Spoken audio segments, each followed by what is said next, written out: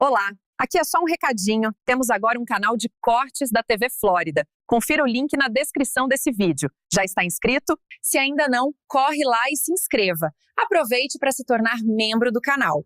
Vamos para o vídeo agora. Pois bem, meus amigos, tivemos um final de semana agitado com tretas nacionais e internacionais. Eu vou dar aqui um destaque para o recado que o presidente dos Estados Unidos, Donald Trump, mandou bem no meio da cara do egresso etílico que desgoverna este país, que estava ali comandando a cúpula do BRICS, que foi realizada agora no final de semana no Rio de Janeiro, e teve ausências importantes. Falei para vocês nos vídeos da semana passada, não vieram nem o ditador chinês e nem o ditador russo, mas a ditadura iraniana mandou seu representante. O ministro da ditadura iraniana esteve presente e ainda fez textão na rede social para agradecer ao Brasil. Já por aqui em terras tupiniquenses, na verdade não aqui, mas em Lisboa, porque o Tarcísio participou do Gilmar Palusa, olha só que bacana.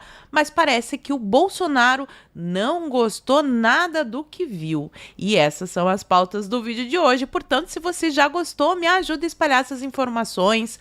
Curte, comenta, compartilha bastante o link desse vídeo nas suas redes sociais, grupos de Face, de Zap, dá uma verificada na tua inscrição, vê se ela continua ativa aqui no canal, e se não for inscrito, se inscreve e dá essa moralzinha pra mim. Pois bem, vamos direto ao assunto, na verdade direto ao assunto não, porque eu coloquei essa pauta aqui no início, que tem a ver com a agenda ambiental, mas ela vai fazer muito sentido no fim do vídeo, então presta atenção, guarda na memória e acompanha meu raciocínio.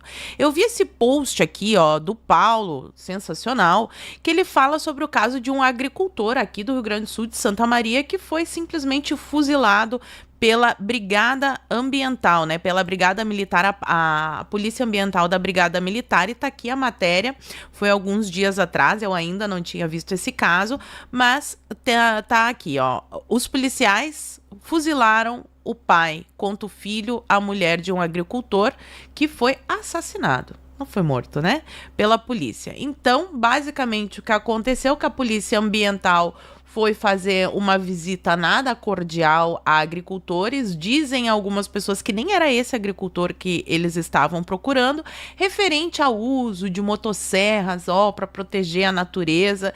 Foram extremamente agressivos com o trabalhador, que estava com um machado na mão porque ele estava cortando lenha, e o agricultor foi fuzilado dentro da sua própria terra, né? Na sua propriedade ali. Esta é a pauta ambiental, né? O povo já não tem mais direito à terra que ele trabalha, que ele comprou, que ele tem. Não, você não vai ter nada e vai ser feliz. Essa não é a agenda globalista, não é contra isso que a direita luta. Então, a pauta ambiental está inserida nesse contexto. Concordam? Espero que sim. Guardem essa informação. Vamos aqui de pauta internacional, vamos falar sobre o BRICS, que foi uma vergonha. Tá aqui, ó. Lula é anfitrião do BRICS esvaziado em pós-guerra e sob ameaças.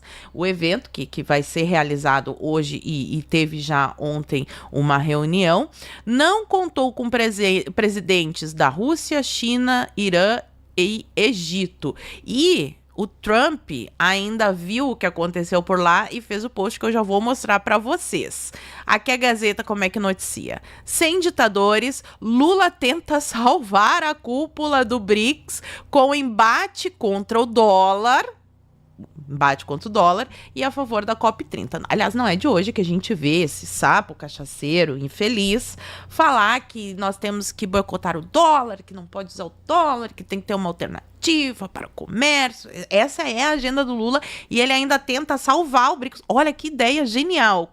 Por que isso poderia dar errado? Por quê? Porque o Trump viu e o Trump já estava falando a respeito disso há um tempo atrás. E assim, esse recado não tem nem como a gente achar que não foi pro Lula ou que é coisa da minha cabeça. Porque logo depois que o Lula falou, o Donald Trump postou lá na sua rede social, na Truth Social, e eu traduzi aqui, ó. Olha o que o Trump publicou na sua rede social. Qualquer país que se alinhar com as políticas anti-americanas dos BRICS será taxado com uma tarifa adicional de 10% e não haverá exceções para essa política. Ele ainda termina ali com um debochezinho, né? Por sua atenção, muito obrigada. Muito obrigado.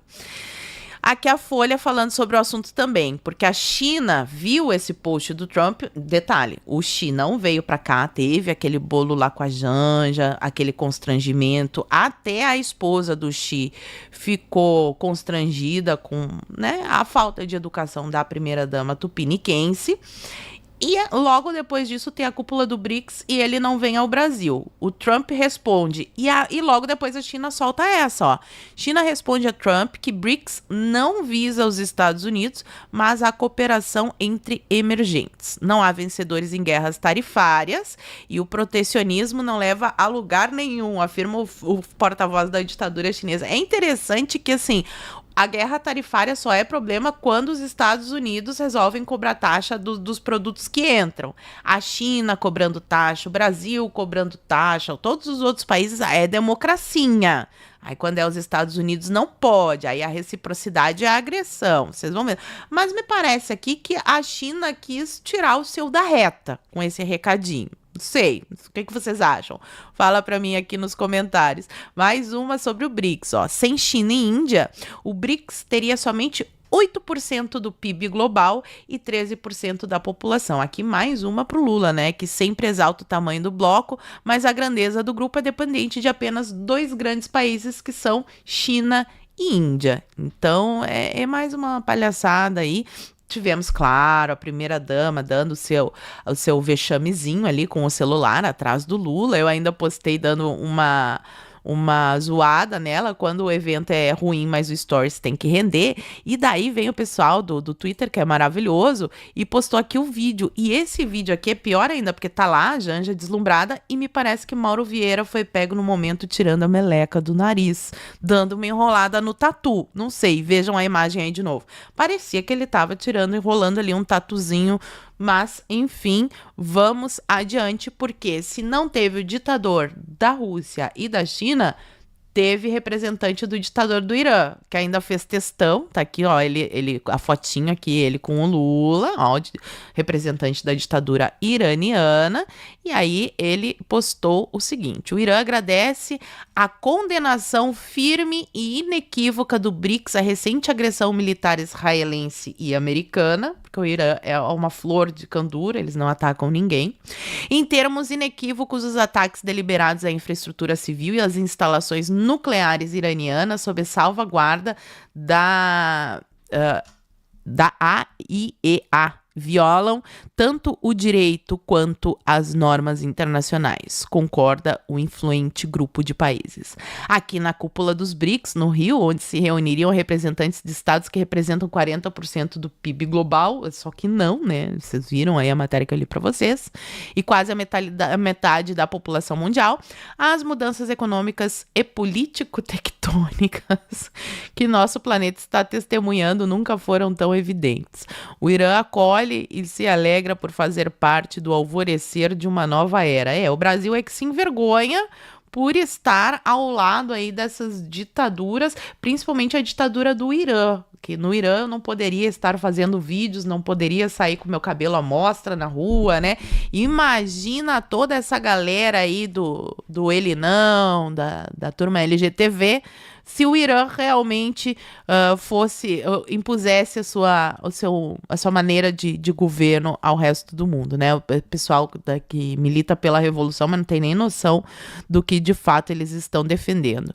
Vamos aqui então para Tarcísio de Freitas no Gilmar Palusa. Olha só que bacana. E eu vejo muitos canais e portais de direita fazendo críticas justíssimas a este evento que é feito com dinheiro do pagador de impostos. Eu quero ver hoje quantos desses canais e desses veículos irão falar sobre o fato, isso é um fato, de Tarcísio de Freitas ter ido ao Gilmar Palusa. Eu acho uma palhaçada. Vocês já sabem a minha opinião, né?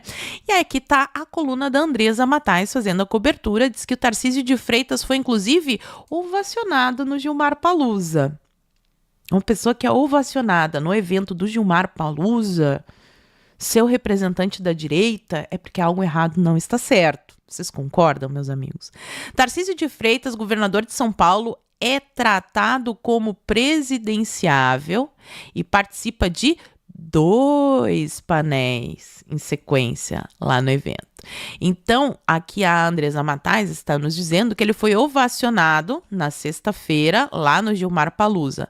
Os aplausos vieram quando o governador foi apresentado como presidenciável num painel sobre segurança pública.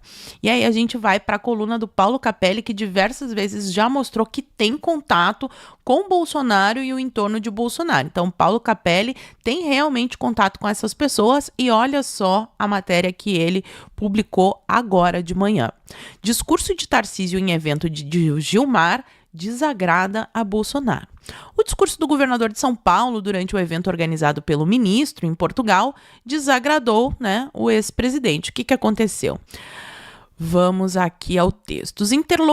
A interlocutores, o ex-presidente afirmou que Tarcísio fez um discurso de presidenciável, o que está fora do script do que ambos combinaram em reuniões reservadas.